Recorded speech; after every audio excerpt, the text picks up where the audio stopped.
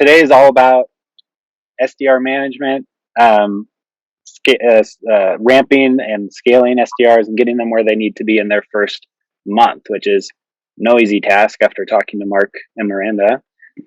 We have Miranda from AirCall here, Mark from Outreach. They're both SDR managers, managing a team in their respective organizations. And we're here to just ask them any and all questions for them to share their expertise.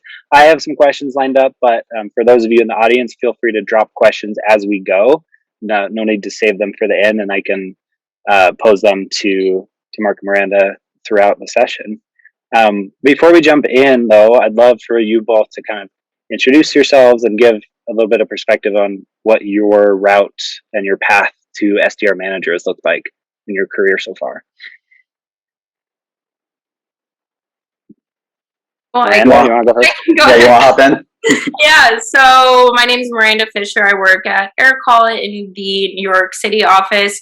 My path to SDR was very, very interesting. I joined AirCall just right after they raised their Series B, so a very small office, probably like 20, 30 people. I started off as a BDR at the team. I was there in that position for 10 months. There was like no organization. We were just kind of doing our own thing, which was a really interesting learning process. From there, I was an account executive for 2 years, and I've been an SDR and BDR manager at AirCall for 7 months now, and I'm really loving it. Yeah, my name is Mark Mashofsky. Been at Outreach for getting close to 2.5 years. Started right after our Series D funding back in 2019. Started out as an SDR, was in that role for about a year before making the jump into SDR management as a team lead, running our Agoji program, doing it fully remote with all the brand new hires coming in. And then now made the jump a few months ago to our mid-market SDR team, where we are fully remote, running our mid-market SDRs at full quota, and continuing to grow the team. I love it. That's why we have you both here.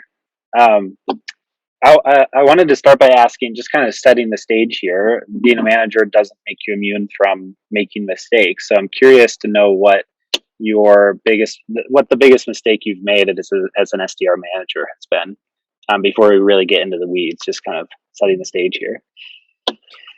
Especially, I think for me, just being a new manager, only being in the role for like almost half a year now, I really regret not reading up on being a manager more before starting the role. I think if I read some books that I'm reading right now 6 months ago, I think it would have definitely prepared me a lot better to give and receive feedback and create a really nice coaching culture from the get-go. Yeah, absolutely. That's a great segue. Mine is definitely would have done more reading, providing operational feedback to newer SDRs and understanding kind of the differences in how people operate and how it's not necessarily what you're saying, it's how you're saying it. Their perception is everything, especially if you're coaching over the computer and on Zoom or Microsoft Teams. Providing it in a certain way that works for them specifically on an individual level is something that I wish I had a little bit more training and wrote a little bit more about before hopping into SDR manager position. So you both said reading more, doing more research ahead. We have a follow-up question in the chat. What books and resources would you recommend now? 7 months in or a year plus in? I think, funny enough, I literally have this book right next to me. Radical Candor is like, I'm halfway through right now and I'm obsessed with it. I think like this is a book that every manager, whether you're in the role for a year or starting out, I think this is a really good book to go in with. So this is my number one for recommendation. Yeah, and for me, definitely that one. Once I hopped into the role, it was a lot of learning on the job and kind of experiencing it the hard way. I guess kind of understanding a little bit more on how to coach in certain ways. It's not necessarily a leadership book, but one book that we had all of our SDRs read is Selling Above and Below the Line by Skip Miller. Just having a full understanding of that and reading it from an SDR manager perspective, and trying to figure out different ways and different trainings to kind of coach that style of selling to our SDRs was definitely a big help, where every SDR learns differently. And by like the second month after rereading that, definitely helped a ton with how to get a specific message across, and then how to track it, how to continue coaching it in different ways.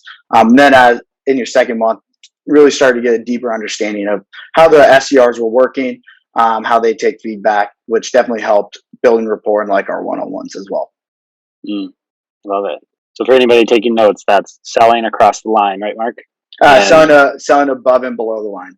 Selling above and below the line. My bad. And radical candor, which is also on my reading list, Miranda. I feel like that's, for any manager, seems like a great read.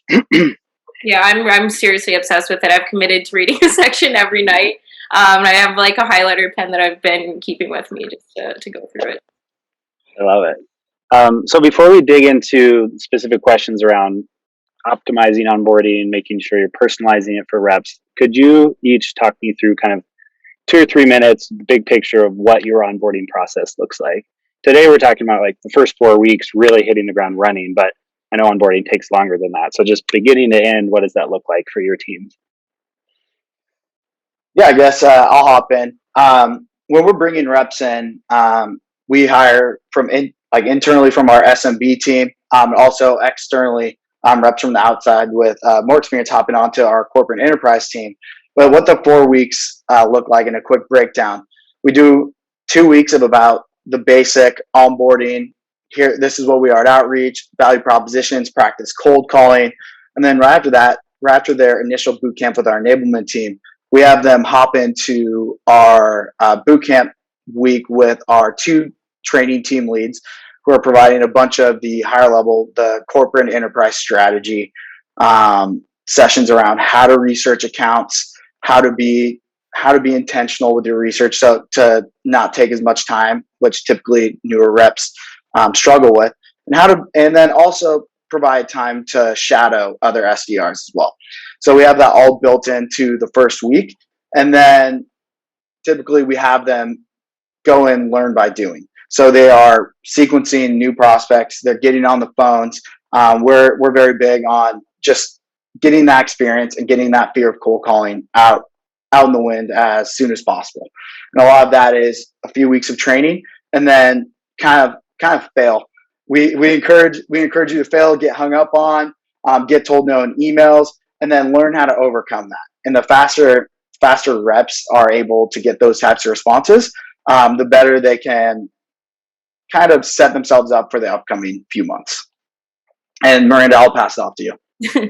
Awesome. I think we have a very similar process, except the team that I have is pretty much like fresh out of college. It's typically where we're hiring from.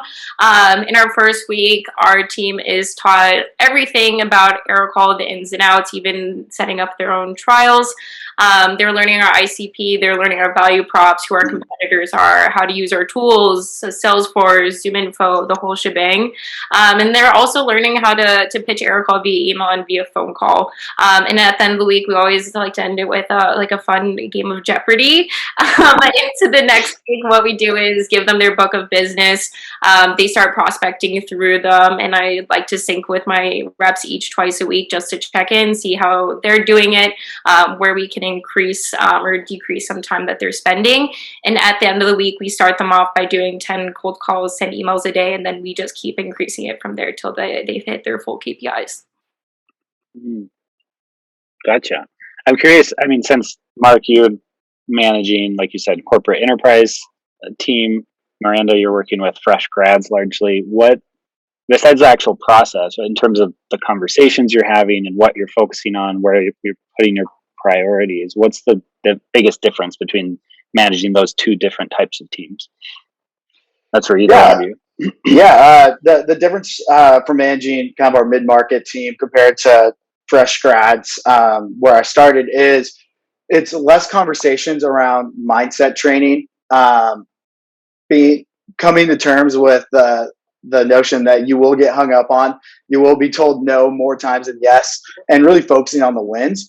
Where with the reps coming in, whether they're internally promoted from our SMB team or from the outside, it's more around like we focus on who the people they're selling to, the business implications on how to attach outreach to that business and what they're focusing on based on their research, and really focusing on like those details and not necessarily around the mindset where from externals, they typically have some experience already in sales or another SDR role, or they have the few months spent down in the SMB market, and they're able to learn that in their first 2 to 3 months of training.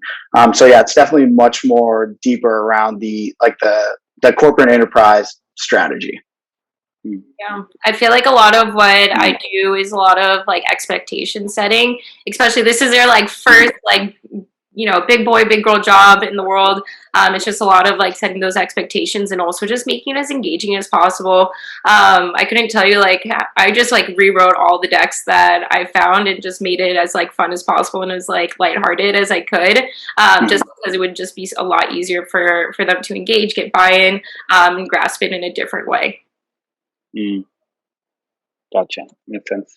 I was going to revisit this later in the conversation, but Sandra in the chat just asked what changes you've seen to the onboarding process with remote resources, with everybody either being remote or at least hybrid right now, potential for that to be the whole future, or at least hybrid, right? This isn't temporary anymore for many teams. So what changes have you seen and how are you accounting for that? That's a good question. I think like the biggest thing, it's hard because you can't really like, it's a different level of like making sure that they have a lot of understanding. So it's a lot of like question asking, making sure that they understand exactly what we're teaching them. It's not like we can sit behind them, see exactly how they're doing in Salesforce. So it's a lot more meetings, and that's why I built in those like 2 meetings each week with my team, just so that I could get a better understanding and get their process and see exactly what they're doing on the day-to-day, and if there's anything that needs to be tweaked. So I feel like it's a lot more meeting setting on the side is what I mean. Yeah, exactly. And with all of that meeting, we started changing how we were onboarding reps in our boot camps, and especially in the first 4 weeks. It was very much an interactive type training session where instead of telling reps what they need to do and hoping that they understand what you're coaching them to, where we were finding not all reps, well, most people aren't auditory learners, they're more visual, and they need to not only understand what it is you're coaching them, but can they do it? So a lot of sessions where it'd be like, all right, here's what you do. Can you show me on Zoom, and put them on the spot, make sure they're paying attention. And then also another motto is like, trust that they understand it, but then also verify that they're accomplishing what you're coaching them, right? Like you want to have the best trust in your SDRs or your sellers that come in, but you want to make sure the next day, 2 days, that they're executing, whether it's on their calls or in their emails that they're writing, whether it's personalization in that first step email template on that sequence. You just want to make sure that they're doing it, because the quicker you can catch that and verify, be like, oh, just make this change, you're on the right track, then the quicker you can kind of get those bad habits out, and then they're set up for success in their next 8 weeks, 12 weeks down the line. And then they won't have those negative habits, especially in a remote environment. It's extremely easy to build those, since no one's watching you constantly from behind. You're in your own room. No one's keeping you on track. So having that verified mentality is something we've been holding ourselves to as managers. Yeah, and I think to build on that just a little bit is like there's a lot of tools that you can really use so you can just make sure things are happening. So my team uses Gong, and something that I'm really big on is giving same-day feedback. So as their Gong recordings are coming into my inbox, I listen to all of them by end of day and give them feedback on each call, just so that they can start implementing it as soon as possible. Yeah, absolutely. Yeah. Call coaching is, I would say, the majority of our reps book most of their meetings on the phones. So like the faster you can get them in one-on-one sessions, like Miranda answered with like that Gong coaching, is awesome. Like it definitely helps accelerate their performance, whether in 2, 3 weeks, 4 weeks, and also their first month on quota down the line. What's up, boiling it down a bit, because there's a lot of pieces that go into it. What do you think for you? Because I know it's going to be different for every person. What's been the biggest challenge of managing a team remotely? And then any advice for how you've either overcome it, or at least started to take steps to overcome that? Yeah, for us, it's like the fact that people are remote, and the SDR job, like I mentioned, you're getting told no, and the negativity. It's that mindset piece of like the SDR role, where we're strong believers that it's like that 80-20 role. 80% of the SDR role is mindset, and 20% are mechanics. So we spend like a lot of time on mindset training, kind of coming to that understanding, like, all right, how can you move yourself away from limiting beliefs, believe in yourself to accomplish this. And then also a common trend that we find in the first 4 weeks, kind of know that people new to the SDR role are going to start attaching their almost like self-worth to their performance. So if they have a day and they're not booking a meeting and they're not creating an opportunity, they're going to be like, today was a failure. And then they're going to finish the day like a failure. So we spend a lot of time in the first 4 weeks coaching them different types of strategies, building a kind of a fun remote culture on like reaching out to other people, and kind of hearing what other people have done, who have been in that same position. That's something we've spent a lot of time with, especially in the first like 4 weeks of reps coming on. Yeah. And even on top of that, it's like, I feel like when you're in office versus being remote, you get to know people so differently in office. Yeah. You do in a remote environment. So it's really important as a manager to like go out of your way, understand them a little bit more. Something that I ask my team is like, hey, like what motivates you? Like I want to know how I can best work with you, like how you can clear your head and how we can make sure that like you are successful, because you can't see that every single day. Luckily enough, my team is back in office and I'm really thankful for that. But it's a hybrid work model, and it's always important to check on and on those that you aren't able to see that day as well. Yeah. How are you from a tech stack or tools perspective? How are you managing onboarding remotely? Nick asked this in the chat. Are you using external tools and platforms that you might not be if it was in person? You mentioned things like Guru, Notion. I'm not. I just built a bunch of decks, and then the Jeopardy I just found on an online thing.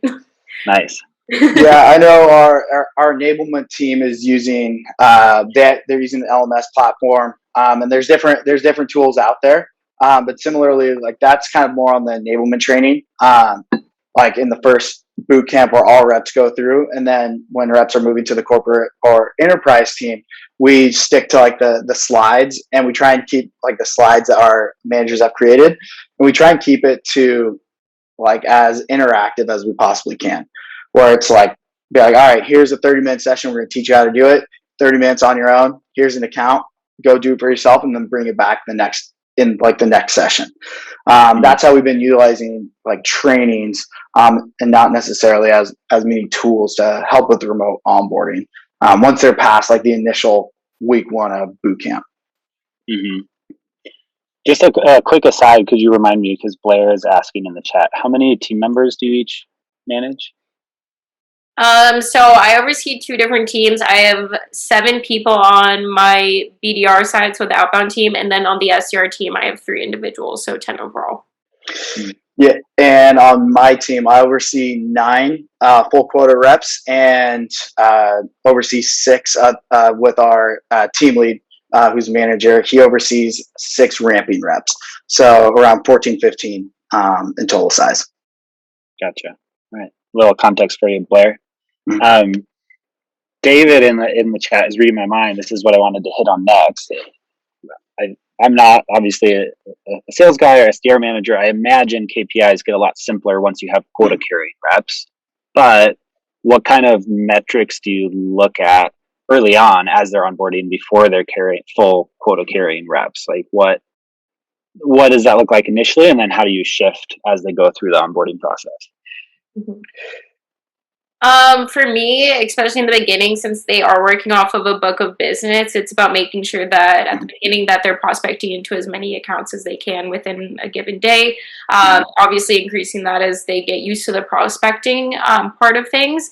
And then once they start getting into like calls and emails, it starts with 10 calls and emails each day, and then increases to 25. And right now they're at 50, which we're going to be increasing to 75. Yeah, and for us with the KPIs going on, we give reps once they start going full outbound. Kind of give them goals of where they want to hit, not just KPI wise, but then also call conversion. Like we want everyone to strive for around 15 to 20%, and seek out coaching on different SDRs, different managers to get as many styles as possible. So we have overall goals for call conversion. Connect rate, we have a goal, but that's not necessarily in the SDR's power on who picks up the phone. Yeah, you'll get some reps that are at 10% and other reps who are at 1%. You're just like, that's sales. And then we also take it a bit deeper for emails. We dig into the sentiment analysis. So over that span of 4 weeks, typically that's enough time to start seeing certain trends in the outbound emails on, all right, if they're sitting at around 40% positive sentiment, then they're doing something right. They're synthesizing their research and they're putting it into an email.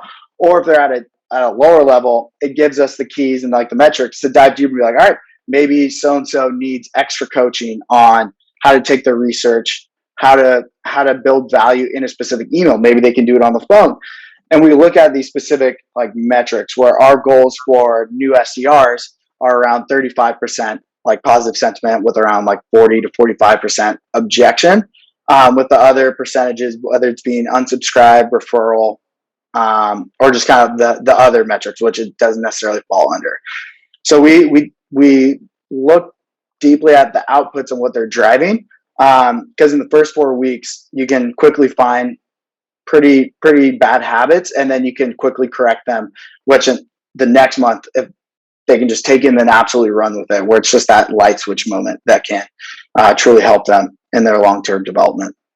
I want to dive in there a little deeper, just because both of what you both said kind of got at this balance between activities-based metrics and outcome-based metrics.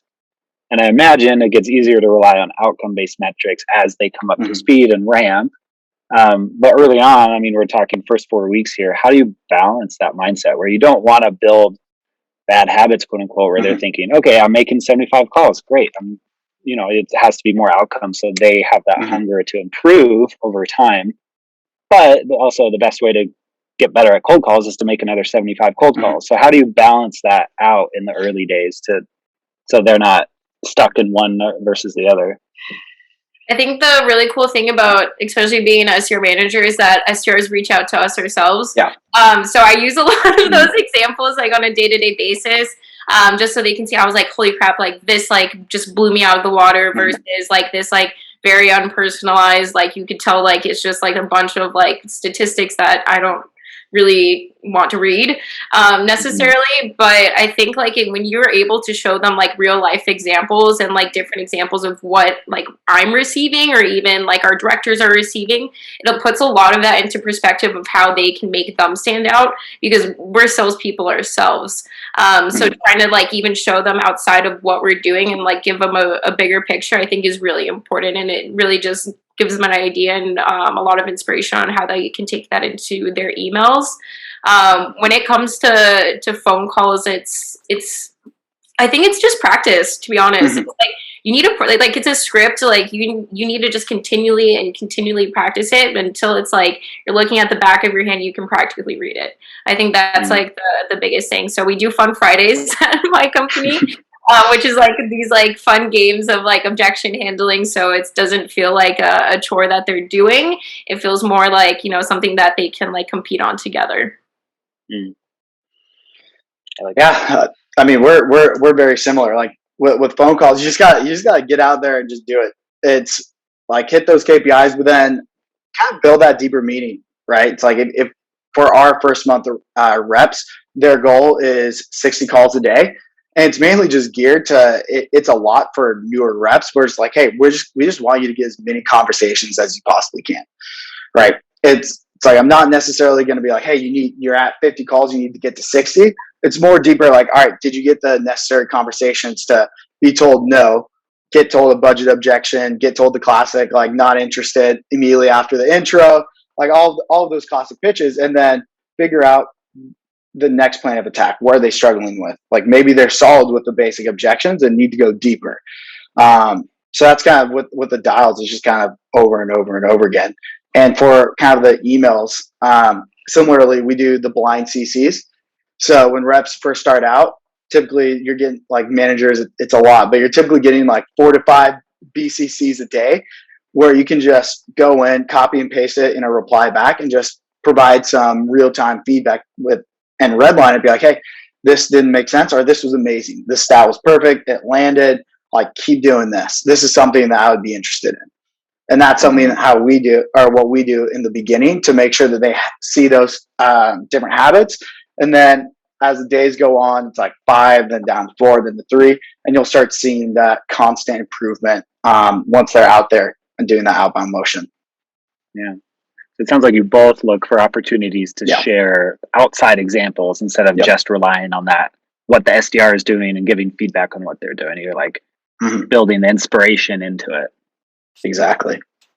I love it. Sounds great. Well, we have a handful of bigger topics to dig into, but we have 5 great questions here in the chat. So I'd love to just kind of shoot them at you one after the other here. Number one, just big picture for somebody who maybe, including me, who doesn't understand how the whole picture works. How do you set quotas for new SDRs? For, how do you determine what their quota is, what the ramp time should be to hit to be quota carrying? Does that sit with you two? Is that higher up? Is that a E-staff decision, C-suite decision, or is that with SDR managers? Yeah, at least for us, that sits at our director and VP level on what the quotas are for ramp. But the theory behind it is typically at like what we're seeing in the mid-market and enterprise level is the quotas are set there because once you get your book of accounts, you're typically not going to start seeing results for at least 3 to 4 weeks. It's like you might get the low-hanging fruit of reach out at this time just based off of other SDRs owning the accounts.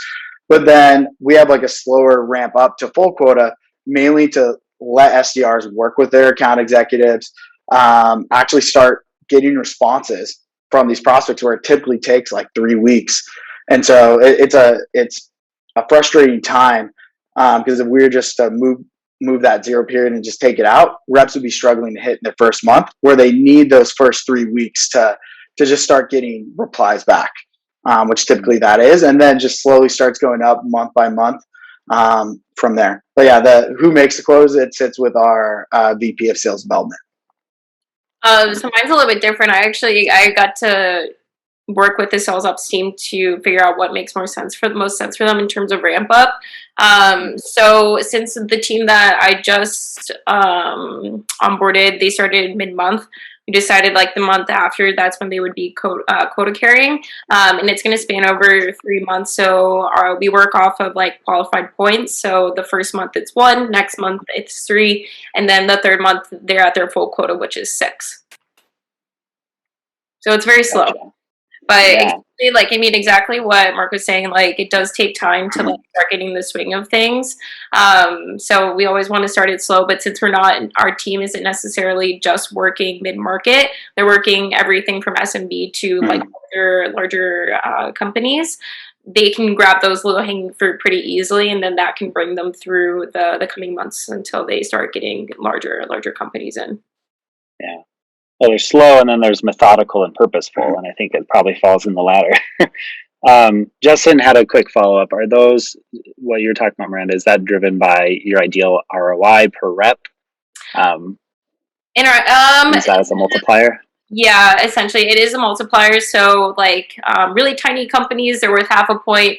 And as they grow, they get worth 1 point, 2 point, and like the largest one that you can get is 3 points, which is above 3K MRR. So that's essentially the way we break it out. So obviously, if you're getting like these massive companies in month by month, you're blowing your quota out of the quarter just by having 2 qualified demos. Gotcha. All right, yeah. Switching gears here. Like I said, we're just gonna go through these questions because they're so good. Shafi, I think, he says, "Sorry, I'm not a manager. I'm starting as a new SDR soon. Congratulations." I'll have to follow up after, get you some sales hacker swag. But they're just curious what their first week looks like in general. What should they expect their first week? Yeah, I remember my first week like it was yesterday. It was a ton of information, especially in our boot camps. It's a ton of information. Don't necessarily put that burden on yourself to remember everything. So you're going to be thrown a lot different types of tools you've never used, value propositions, who you're reaching out to, goals, quotas, like whatever it may be, and it's a lot of information. If you go into that first week with like the mindset, like just open and ready to ask questions, especially in a remote environment, like you're going to do just fine. So I would recommend to any SDRs, if you have any doubt or anything like that, just ask. Like no one looks cool. The people who always end up doing the best in the long term are the people who are in their manager's inbox every single day asking questions. So that's what I would recommend. It's just going to be a lot of information, a lot of learning, but then just ask questions about what specifically, how you can improve, who are great resources to reach out to learn more. Can't help on that enough. If there's another SDR in the org who's solid at that tool or that strategy, go meet with them. Sounds basic, but it really helps. I also like cannot emphasize what you said just enough. Like asking questions is just so important, because you're getting thrown information that is just like it's just so much. It really feels like a crash course in college. Like all the information you learn in a semester, like in like in a week. Yeah. So yeah, I think asking question is like the biggest thing that you can do to help yourself. If you don't understand something, ask. There's a lot of resources that, you know, are willing to help you. The job of onboarding is to make sure that you understand it. As an SDR manager and onboarding people, you know, it's hard for us to know sometimes if you don't grasp it, if you don't ask questions.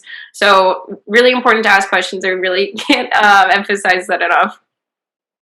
I feel like that's just great career advice across the board. Love it. Kind of not exactly flip side of that, but related. Dan had a really interesting question. I thought he asked, are you managing any former coworkers, somebody who you were on a team with, and then now you're their leader, and kind of how have you navigated that? His question is, what's been the biggest challenge in becoming a leader to people you were working alongside? That's such a good question. Yeah.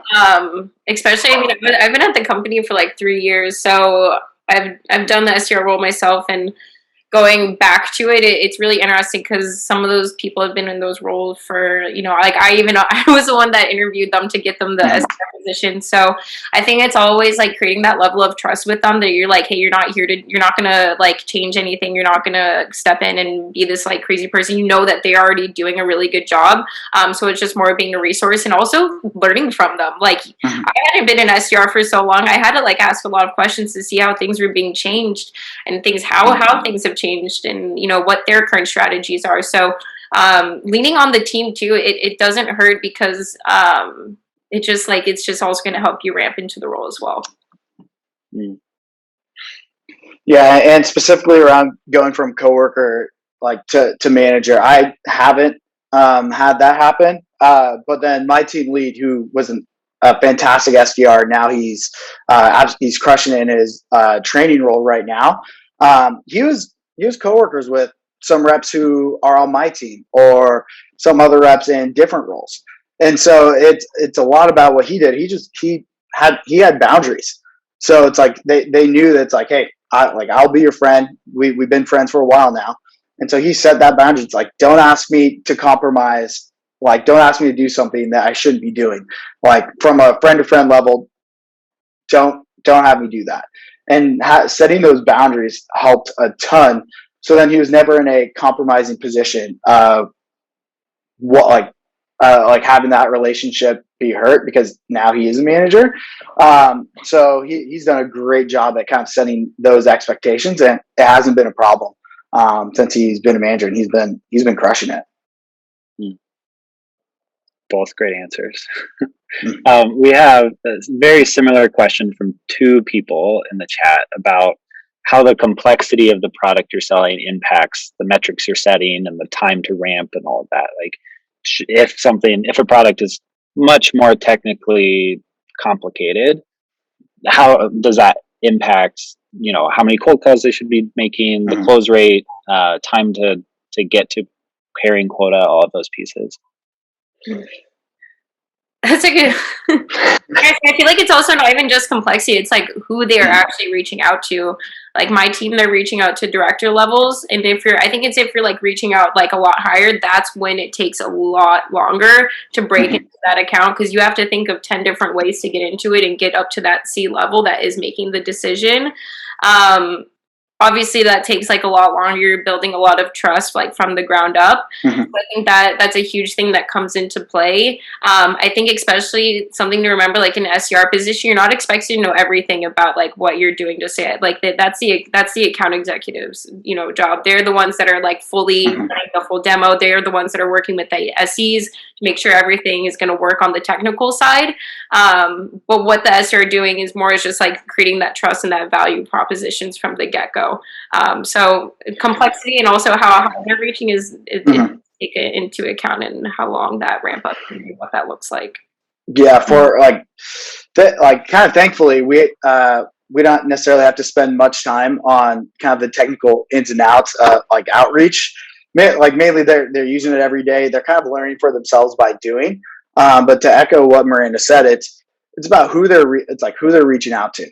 Right. It's easy when you're learning a product, especially from an SDR. Like we're calling anywhere from managers to directors, VPs, and C-suite. It's easy to get in that mindset of talking about the ins and outs. Like what's a sequence, dialing, automating your workflow, right? To a manager, what takes longer is coaching them on how to not get into the nitty gritty details to those director, VP, and sometimes C-suite. If you're lucky enough to get like a CRO on the phone. And that really takes around 2 to 3 months of just learn by doing and getting on the phones. And we coach that if you have a prospect who's trying to get into the weeds and it might be your first week on the phones, just straight up say like, hey, I'm going to be honest with you. I'm a brand new SDR. I'm not quite certain about the questions you're asking, but my account executive will know exactly how to answer your question. Right. Let's like based on our conversation about you wanting to learn more, I feel like your time would be better setting 25 to 30 minutes aside to take a deeper dive.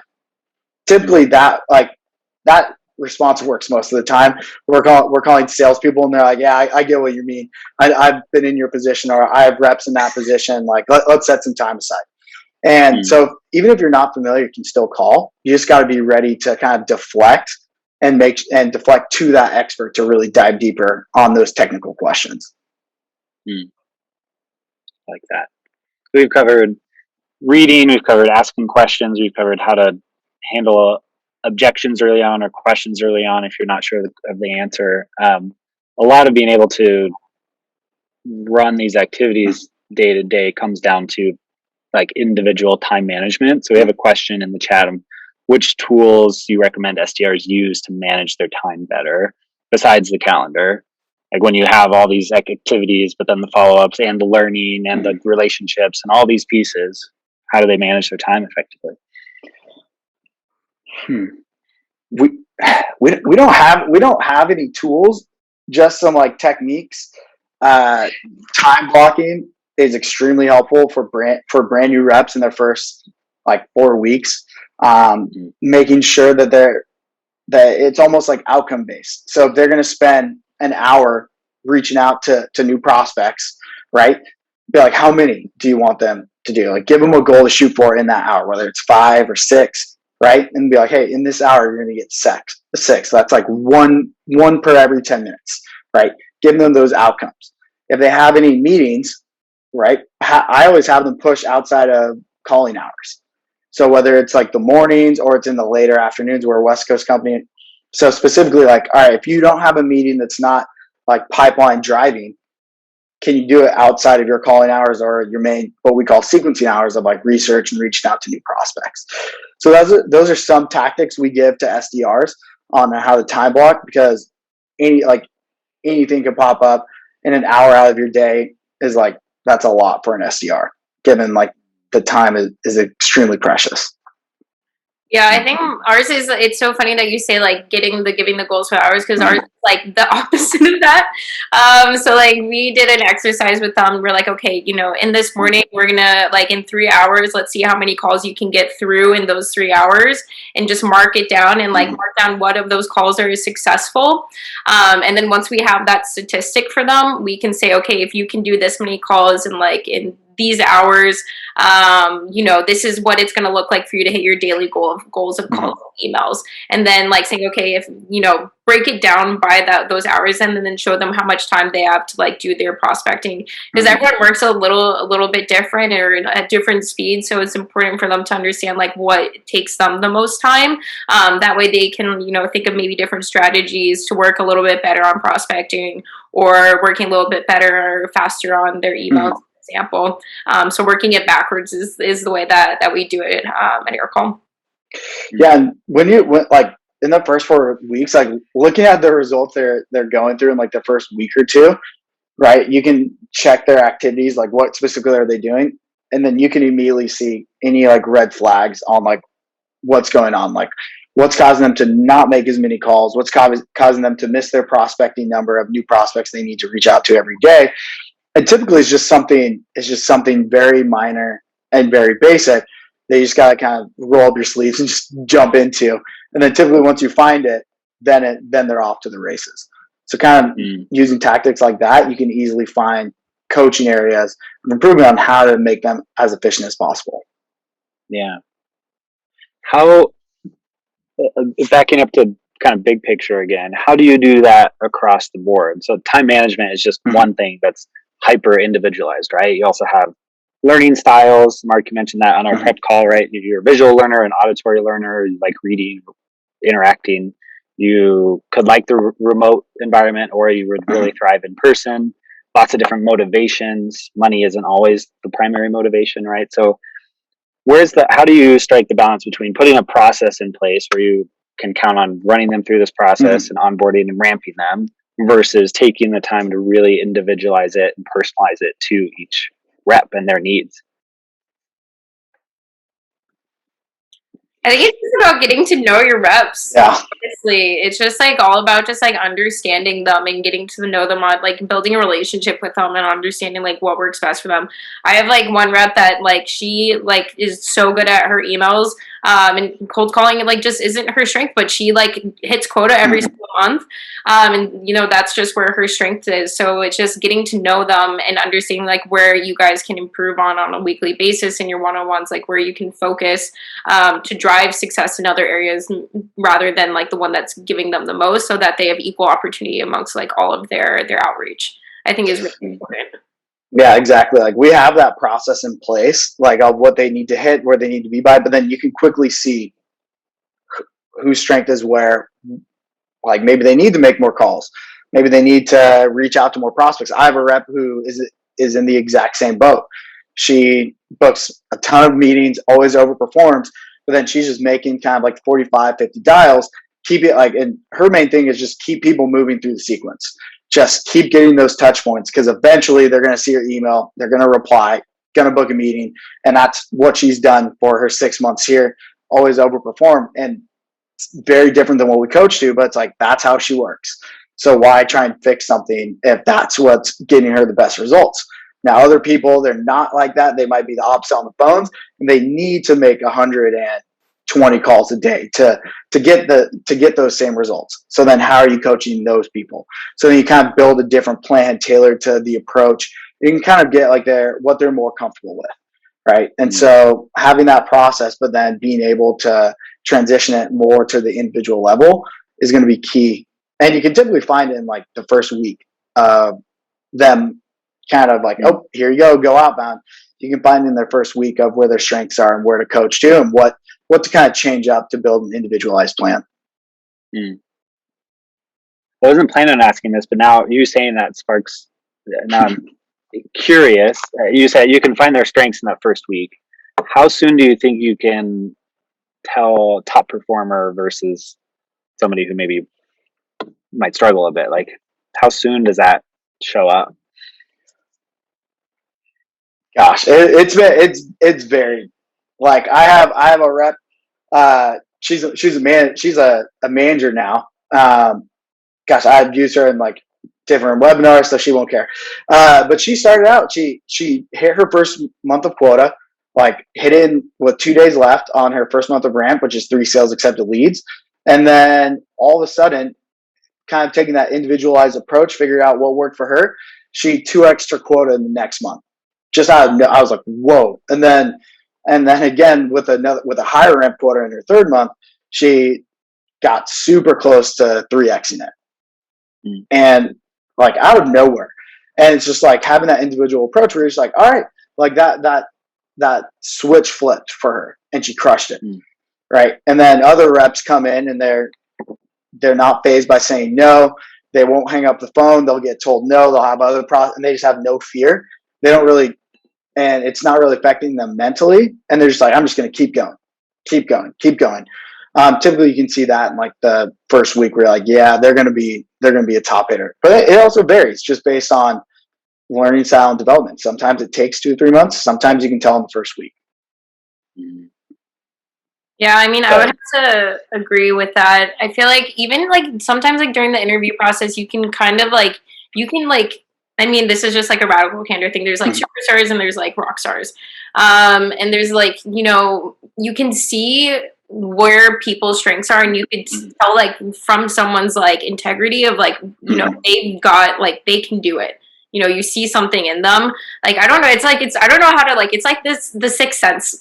It's like, you know, you always see it in someone, but you know, sometimes it just takes a little bit longer for someone to get comfortable with getting hung up on. Sometimes it takes a little bit longer for someone to get comfortable, like sending, you know, all these emails, or it takes someone a little bit longer to do research. So it's all like, it goes back to that individualized training where you can like see like, okay, if this is what's taking you the longest, let's like work backwards and see what we can do exactly to make this process faster for you and make it click a little bit quicker. So it's, I think everyone, to me, I'm like a very like optimistic person. I think everyone has it in them. It's just a matter of like that internal like want of like having it. But again, it has different motivations. Yeah, with that internal want, like typically in those performers, it's the question asking in the very beginning. They're just nonstop like, who can I reach out to? Right? It's like I don't take it personally when there's like, is there anyone else like that can coach me besides just you? I'm like, oh yeah, absolutely. Go do this person. It's like, are you feeling optimistic? Yeah, give me somebody hard who I can cold call practice. And I'll be like, all right, go to our VP.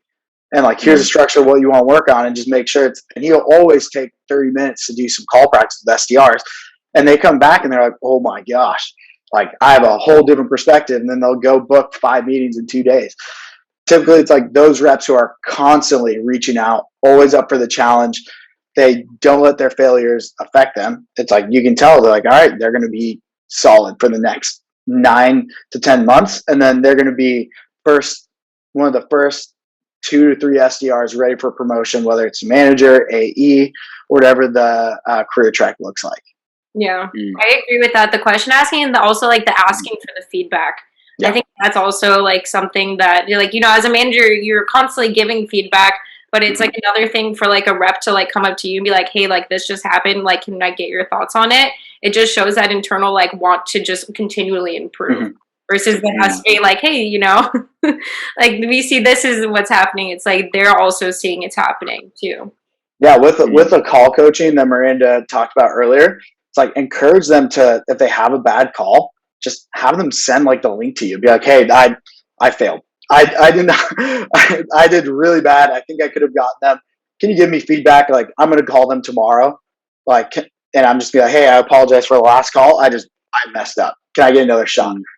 You'd be surprised. Some people are like, yeah, go for it. They're like, sure, why not? But then now they have your updated feedback. And next thing you know, they book a meeting and then they're off to the races.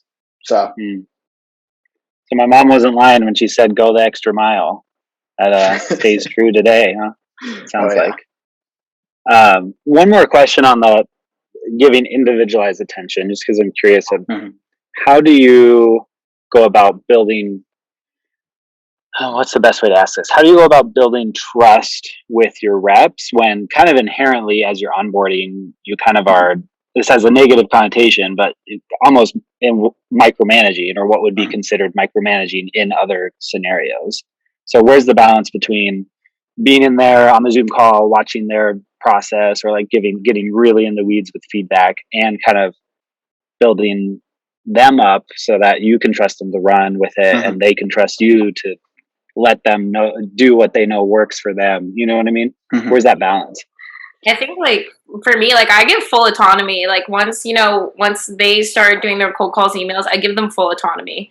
I let them like go with it, and then once I see something, if there are bad habits that are starting to form, it's like taking that step back, just like a hair, and giving that feedback, just so that they can keep moving forward. And I think the quicker that you're able to do that, the quicker they're going to see success in them. In terms of also like building trust, as weird as it sounds, like I also do the BDR job as like a little bit of like a side hustle. So I also like prospect and like send emails out. And I like doing that because it also like it gives me stuff to give them. So I will like run competitions. I'll be like, hey guys, I just got this like opt-in. Like someone with the highest activity this week is gonna get her. If someone's able to overcome like this specific objection, like send me that call recording. First one that does it gets this like opportunity. So I think that's something that I've been doing a lot more recently, is just like showing them like, hey, like, I can do it too, like lead by example sort of approach. Yeah, and building that trust to like building the trust that you're not going to get mad or like be upset if they fail, right? Like even as an SDR, I was a senior SDR and I was on an email thread with like the AE and this senior director, just going back and forth saying how I wasn't doing. And it's just like I was just sitting just watching this email thread. The two people go back and forth about me. And I'm just like, oh my gosh, what did I do? But then I show that to them, be like, hey, here's a place where I messed up. Here's a call that I actually got a prospect pretty mad at me, right? And here's how I worked with my manager, being like, doesn't matter where your experience level is. It's like you're always going to have those failures, and every single time, it's like my manager at the time never got mad. He actually he laughed with me. He was like, oh my gosh. He's like, wow, this prospect, they really got into you. They were really not happy. And just laugh and be like, all right, here's how you can, like, to not get that, here's what you can do next time. Like, don't let it happen. First phone call I ever called, it was a competitor. I did something wrong, bump email misfired, like all sorts of stuff was going on. And the prospect called me out, and I was like, oh my gosh, I stink at this job. I'm terrible. My manager, he just laughed. He's like, it happens. Just go call. Just like make a dial, forget about it. And at that point, I'm like, you know what? I'm just going to take chances. And I just know my manager won't be upset with me for not failing. They'll be more upset if I'm not trying, if I'm not trying new things, and if I'm not taking that leap to get better. And so as a manager, if you can build that trust that you're not going to be upset with them when they fail, like maybe showing some past faults you've had in the previous SDR role or some experiences where you just kind of level with them, it works a ton. And then they'll trust you throughout their training process to just take those chances, come to you with coaching and all that good stuff. Love both those answers. Well, we got 4 minutes left here and 6 questions in the chat. So we'll see what we can get to. First one here is kind of shifting gears past the 4-week mark. I mean, I think we've really dug into what can make or break those first 4 weeks. What does the typical SDR or BDR life cycle look like? And what kind of career path do you put in place to retain them? Interesting. I mean, like the traditional thing everyone thinks of after being like a BDR, you're thinking like account executive. But something that I have as a presentation in my onboarding process is like your career at AirCall. And I actually show them a bunch of people that work at AirCall and how they've, map their careers. We've had people go to TA, like we've had people go to partnerships, we've had people go to marketing. So we're really big on internal mobility. And I think showing them that like, hey, like, at the end of the day, if you don't end up liking, being an SDR, like this isn't the end of your career. There's other things you can do. You can take all that knowledge that you learned as an SDR and be a part of the partnerships team or be a part of the customer success team or, you know, take that knowledge and, you know, if you had a background in marketing, like take that to the marketing team. Like we really encourage that at Aircall, and it's something that has been really cool to see over the past 3 years is like the different types of moves people have made. So I mean, everyone thinks AE, but I just like in my head, I always just like, encourage like endless possibilities. Yeah, like building that path. It's like typically it's SDR to AE, and what we're seeing now, it's like with a kind of a new wave, people are like, you know what, it's not necessarily about the money for closing. It's like I want to go more into management, like more of like that fulfillment, having other people succeed under me. And so we're like looking at that. And it's like even for like the SDR to AE, it's like how can we provide them skills, kind of like a pre-ramping period, and when they're going to become eligible, how can we provide them skills, which we call the accelerator program, to then go into that AE, like that first month of being an AE, and just come out the gates running, right? And then for other SDRs looking to go other places, typically it's around finding like a mentor. Like if you want to go the team lead route, first make it known. If you want to go to customer success, make it known. If you want to go anywhere, like make it known to your manager, and then trust that they can maybe find you a mentor, start asking questions to other people in different departments, and start building like a career path. Like one thing we're finding, it's like you'd be surprised, like as an SDR, the skill set, like the stress management, like the hardships, the grit needed to be successful in that job is highly desirable in other departments, whether it's like not just an AE or like management. It's highly desirable if you're going to help onboard multiple customers or go into kind of a solution consulting route or like the sales engineering. So if you're going to do that, make it known, find a mentor, and then start working towards it. And make sure that you have specific actionable goals in place that you can really, really accomplish month by month to work towards it. Yeah. Anything to add on that, Miranda? Actually, for those who do want to go SDR, either AE, SDR manager, on a director, like career in sales, any advice for managing that besides doubling quota, finding a mentor, like Mark said, making it known? I think you need to put yourself in the position of like the role you want before it's even available to you. That's literally what I did. When I was like, okay, you know, like I was in an SDR for like 10 months. I was like, okay, what is next for me? Like, what do I want to do? I got an email reply from someone, and I like turned over to like I was like, hey, like, can I please just like demo this person? I just want to see if I like this. And it was Barstool Sports, which was really cool. So I was really proud of that. I was like, okay, he taught me how to do it in like 15 minutes, and I demoed him. And after I got done with the call, I turned to I was like, I want to do this. And then as I was in the AE position for quite some time, I was like, okay, what's my next move? I've always wanted to go into managing. So I started like prospecting again on my own because I really like that. And sending it to SDRs and being like, hey, like, I think this is a really good company for you to reach out to. Like, I would love to like help you like work on this if you have some time. So I started again, like putting myself in that position before it was even available, because I knew exactly what I wanted. So I think always like preemptively think about what you want and start working towards that. As like Mark said, a mentor is a really great option. Love that. Well, the bad news is we're at the hour. Good news is I think that's a great place to end on career advice for aspiring SDR managers and onward. Thank you both for joining. I know we have a handful of questions still in the chat. I left my email there. If you want to email me with your question, I can point you in the right direction, maybe even hit up Mark and Miranda to ask them directly and get you an answer. So thank you, Mark. Thank you, Miranda. This was great. Hope you have a great week.